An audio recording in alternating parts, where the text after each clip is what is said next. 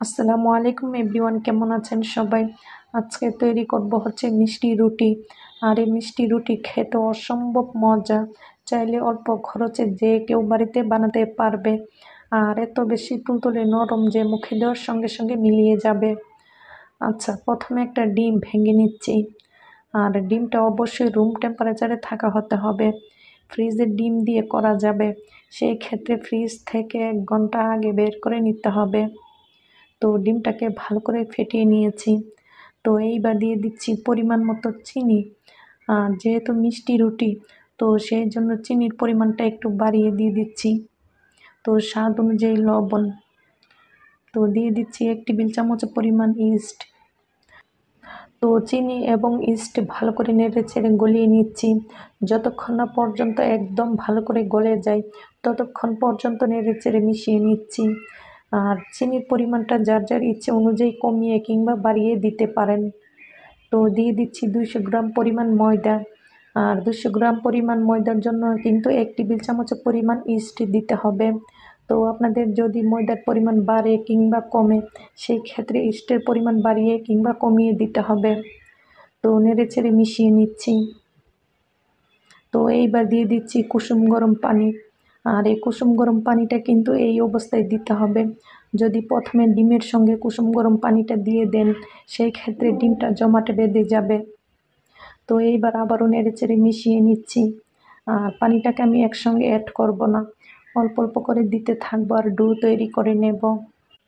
আচ্ছা, আবারও সামান্য কুসুম গরম পানি দিয়ে দিচ্ছি। আর এই ডোটা প্রথম অবস্থায় অনেকটা আঠালো মনে হবে, তেল দিয়ে মাখানোর পর অনেকটাই আঠালো কমে যাবে। তো এইবার দিয়ে দিচ্ছি 1 টেবিল চামচ পরিমাণ সয়াবিন তেল। আর এই তেলটা দেওয়ার পর হাত দিয়ে মাখিয়ে নিতে হবে, এতে করে ডোটা অনেকে বেশি সফট হবে। তো যতক্ষণ না পর্যন্ত তেলটা একদম ভালো করে মিশিয়ে যায় এবং ডোটা একদম সফট হয়, ততক্ষণ পর্যন্ত মাখিয়ে নিচ্ছি। আর এই ডো যত বেশি সফট হবে, তত বেশি বনগুলি তুলতুলে নরম হবে। তো আমার ডো মথে নেওয়া হয়ে গিয়েছে। এইবার রেস্টে রেখে দিচ্ছি 1 ঘন্টার জন্য। তার আগে বাটিটাকে ভালো করে ঢেকে দিতে হবে, যেন ভিতরের বাতাসটা বেরিয়ে না যায়। তো আমি বাটিটাকে ভালো করে রেপিং করে দিচ্ছি। আর এই বাটিটাকে চাইলে রান্নাঘরের চুলার পাশে তাপে কিংবা সূর্যের তাপে রেখে দিতে পারেন, এতে করে তাড়াতাড়ি ডোটা ফুলে ডবল হয়ে যাবে। চাইলে এইভাবেও রেখে দিতে পারেন। তো ফিরে আসবো 1 ঘন্টা পর। আচ্ছা, ফিরে আসলাম 1 ঘন্টা পর। তো আপনারা দেখতেই পাচ্ছেন ডোটা ফুলে কেমন হয়েছে। তো আপনাদের ইস্টের মান যদি একদম ভালো হয়, তাহলে আপনাদের ডো একদম ফুলবে ইনশাআল্লাহ। তো আমি এখানে এঞ্জেল ব্র্যান্ডের ইনস্ট্যান্ট ইস্ট ব্যবহার করেছি। আপনারা চাইলে এই ব্র্যান্ডের ইস্ট ব্যবহার করতে পারেন, তাহলে আপনাদের রুটিও একদম পারফেক্ট হবে। তো ডোটা কতটা সফট হয়েছে আপনারা দেখতেই পাচ্ছেন। তো এইবার সামান্য ময়দা ছড়িয়ে দিচ্ছি, এতে করে ডোটা বুড়ে লেগে যাবে না। তো আমি আজকে যতটা রুটি তৈরি করব, ঠিক ততটা পিস কেটে নিচ্ছি। তো সামান্য ময়দা আবারও উপরের দিকটাতে ছড়িয়ে দিলাম। তো এইবার আমি কেটে নিচ্ছি। আর আপনারা চাইলে কিন্তু আপনাদের ইস্টের মান অনেক দিন পর্যন্ত ভালো রাখতে পারেন, যদি ইস্টের কৌটাটাকে সবসময় ডিপ ফ্রিজের মধ্যে রেখে দেন। তো আজকে আমি 8টি রুটি তৈরি করব, তাই আমি 8টি পিস কেটে নিচ্ছি। তো এরকম করে আমি সবটাকে কেটে নিচ্ছি। তারপরেও আপনাদের ইচ্ছে অনুযায়ী আপনারা কেটে নিতে পারেন। আর এই মিষ্টি রুটি বাড়িতে তৈরি করলে খরচের পরিমাণ খুবই কম লাগে। তো একটি পিস নিয়ে এমন করে টেনে টেনে বল তৈরি করে নিচ্ছি। তো বাকি বলগুলিকেও আমি সেম প্রসেসিংয়ে তৈরি করে নেব। তো এইবার ভালো করে চেপে চেপে সিল করে দিতে হবে, এতে করে রুটিটা বেশি ফুলকো হবে। তো একটি তৈরি করা হয়ে গিয়েছে। এইবার আমি যে পাত্রের মধ্যে বেক করব, সেই পাত্রের মধ্যে একটা কাগজে দিয়ে দিচ্ছি।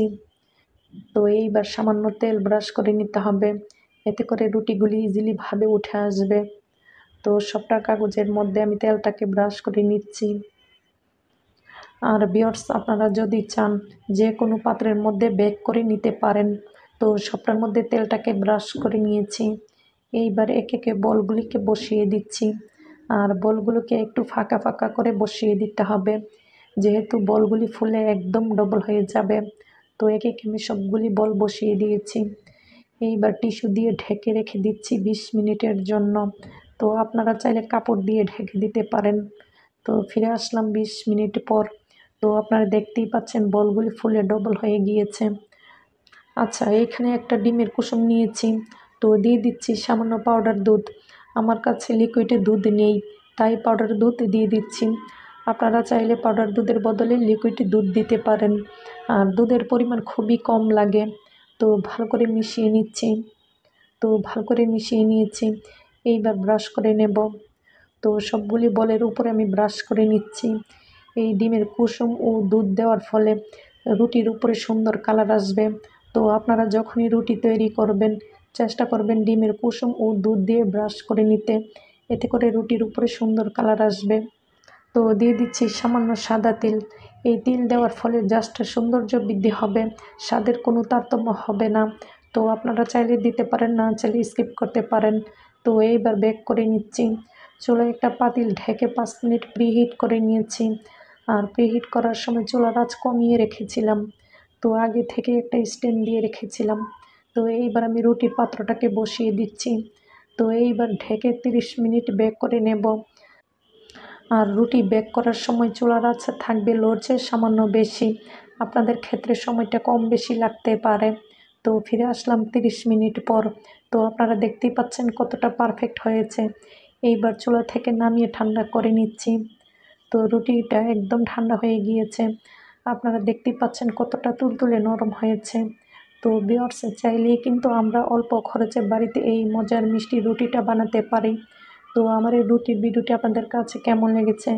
যদি ভালো লাগে একটি লাইক এবং কমেন্ট করার অনুরোধ রইল। আর যদি সম্ভব হয় চ্যানেলটিকে সাবস্ক্রাইব করে পাশেই থাকুন। তো সবগুলি রুটি আমি একটা একটা করে আলাদা করে নিচ্ছি। তো আপনারা দেখতেই পাচ্ছেন কত সহজভাবে আলাদা করা যাচ্ছে আর কত বেশি তুলতুলে নরম হয়েছে। আর এই রুটিগুলি ছোট বড় সবাই অনেক বেশি পছন্দ করবে। তো সবগুলি রুটি আমি আলাদা করে নিয়েছি। তো একটি রুটি আমি আপনাদেরকে ছিঁড়ে দেখিয়ে দিচ্ছি কতটা তুলতুলে নরম হয়েছে। তাহলে ভিউয়ার্স, এত সুন্দর রুটি যদি আমরা চুলায় তৈরি করতে পারি তাহলে বাজার থেকে কিনে খাওয়ার কী দরকার। তো চলুন একটি রুটি আমি আপনাদেরকে ছিঁড়ে দেখিয়ে দিচ্ছি কতটা তুলতুলে হয়েছে। তো আপনারা দেখতেই পাচ্ছেন কতটা তুলতুলে হয়েছে আর ভিতরের দিকটা কতটা দবদবে সাদা হয়েছে। তো চাইলেই কিন্তু আজই এই রুটিগুলি বাড়িতে বানাতে পারেন, তারপর বাচ্চাদেরকে টিফিনে দিতে পারেন কিংবা চায়ের সঙ্গে খেতে পারেন। তো আজকের মতন এইখানে বিদায়। সবাই ভালো থাকবেন, সুস্থ থাকবেন। আল্লাহ হাফেজ।